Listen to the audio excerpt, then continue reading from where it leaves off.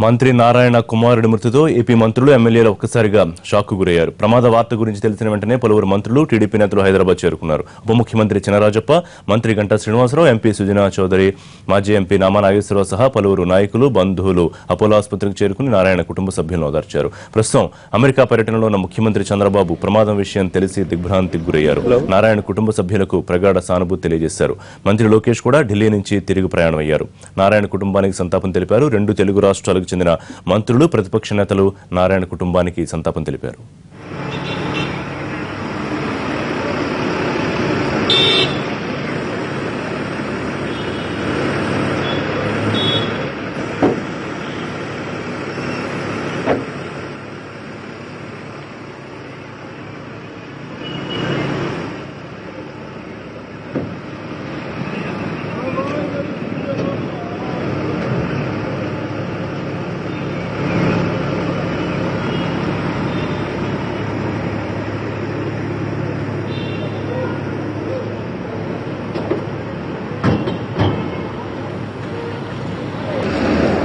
Nishith car ప్రమాదంపై హుటాహుటిన స్పందించింది తెలంగాణ ప్రభుత్వం. ప్రమాదానికి గురైంది ఏపీ మంత్రి కుమారుడని తెలియడంతో తెలంగాణ మంత్రి హరీష్ రావు వెంటనే ఘటనా స్థలానికి చేరుకున్నారు.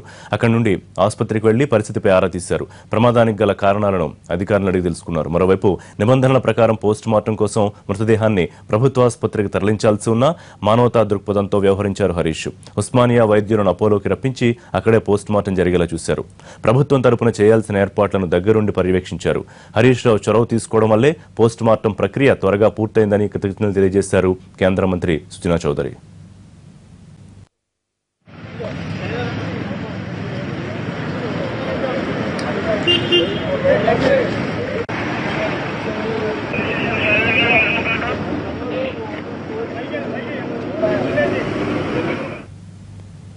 అతి వేగం కారణంగానే యాక్సిడెంట్ జరిగినట్టు తెలుస్తోంది. ప్రమాదం జరిగిన వెంటనే నిషిత్ నారాయణ అక్కడికక్కడే చనిపోయాడు. అతని స్నేహితుడు రవివర్మను ఆసుపత్రికి తరలించేలోపే చనిపోయాడు. ప్రమాదం జరిగిన సమయంలో కారు ఎయిర్ బ్యాగ్స్ ఓపెన్ అయ్యాయి. అయితే ఆ ధాటికి ఎయిర్ బ్యాగ్స్ కూడా పగిలిపోయాయి. దీంతో నిషిత్ ఛాతీ, పొట్ట భాగం బాగా దెబ్బతింది. యాక్సిడెంట్లో కారు ముందు భాగం మొత్తం నుజ్జునుజ్జయింది. కారులో నుంచి నిషిత్ మృతదేహాన్ని బయటకు తీయడానికే 2 గంటలు పట్టిందని చెబుతున్నారు స్థానికులు.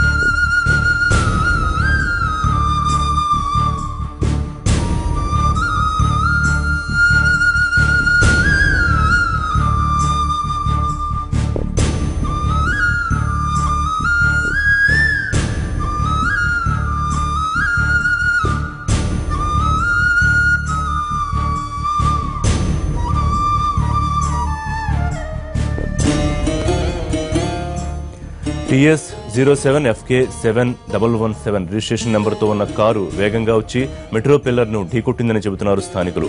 భారీ శబ్దం కావడంతో తాము నిద్ర నుంచి లేచి చూశామని, అయితే అప్పటికే కారులోంచి సీట్లు బయటకు వచ్చేశాయంటున్నారు. సీటు బెల్ట్ ధరించకపోవడంతో ఎయిర్ బ్యాగులు ఓపెన్ అయినా ఉపయోగం లేకపోయింది. రాత్రంతా హైదరాబాద్లో భారీ వర్షం కురిసింది. దాంతో మెట్రో పిల్లర్ గమనించకపోవడం వల్లే దాన్ని కారు ఢీకొని ఉంటుందని భావిస్తున్నారు.